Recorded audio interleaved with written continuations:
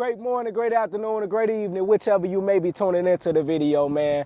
We are back here, man, with part 2 of the Transition Starts Here series. Study the old you, inner dialogue and emotions. As y'all can see, man, we out here in the nature, man. We out here in the nature in the forest preserve, man. We out here and we creating this environment.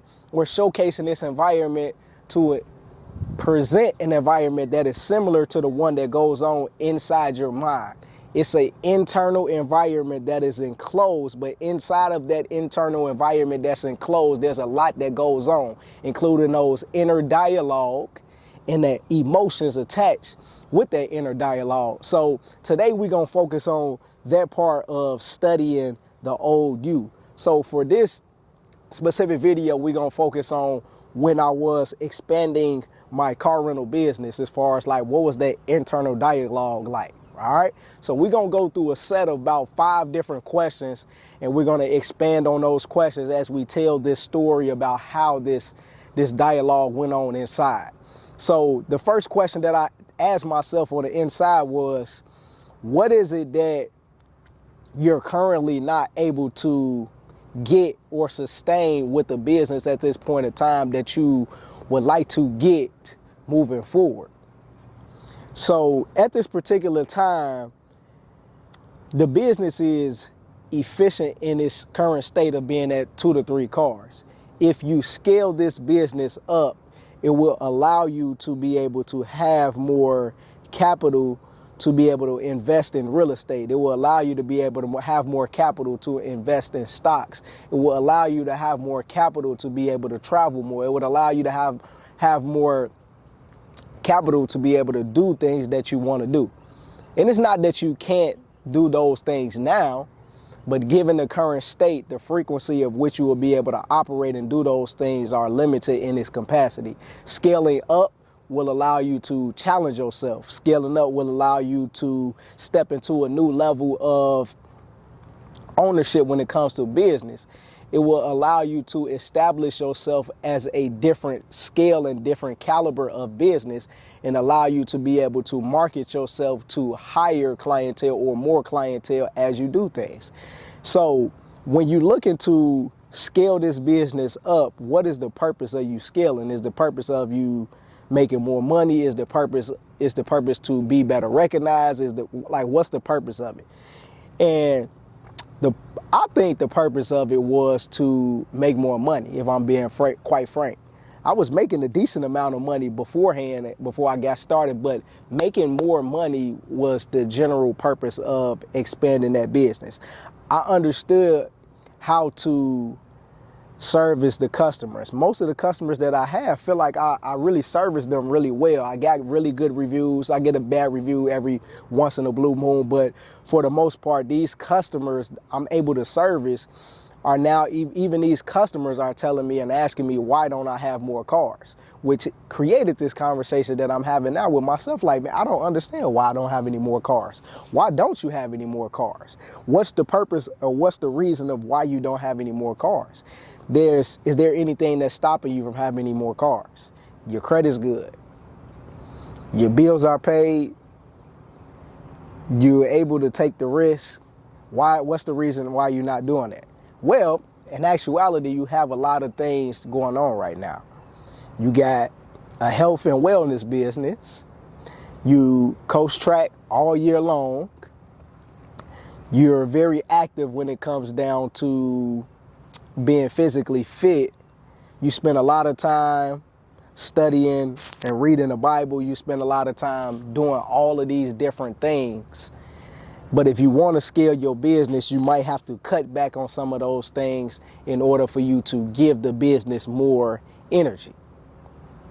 Is that something that you can agree to? Give the business more energy so that you can be able to create that foundation that in turn would help you when scaling the business to be able to sustain it over a long period of time. Yeah, I could do that. Do you have the systems in place to be able to maintain the level or the caliber of business that you building? Okay, yeah, I do. Okay, with that system, are you in a position to hire people and bring people into the system? Yeah, I'm able to hire people, bring people into the system. When your business looks like it's going to be 4 times the size that it is now, what does that look like? Does that look like 10-hour days? Does that look like 12-hour days? How are you going to be able to sustain that business and continue to grow the business at the same time? Well, once we hire people and get people into position, we can take the time that we will be spending working in the business to work on the business. Okay? So this was a lot of the conversation that I had with myself as far as that inner dialogue went. These were just some of the caliber of questions and some of the things that I was asking myself as I had that inner dialogue. As far as the emotions tied to it, a lot of times when it comes down to emotions, there's a fear that was there. So a lot of times when I was looking at scaling that business, it was, I don't know about that. I haven't really quite been in that spot yet.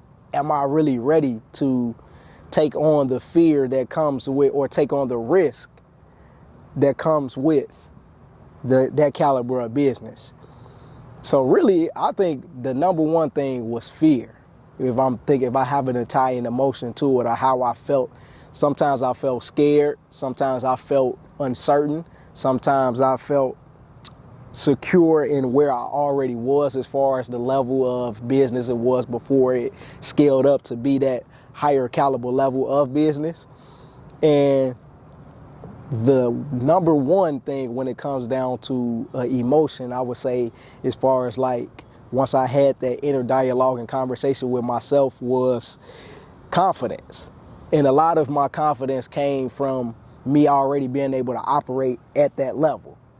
It already came from me being able to see myself being able to operate at that level, and then to be able to draw it out or write that out on paper, and to be able to not only create that vision on the inside of my mind, but to be able to use the emotion that I was feeling from not being able to do it, or not being able to do it, or the fear, and to use that to push and propel myself forward.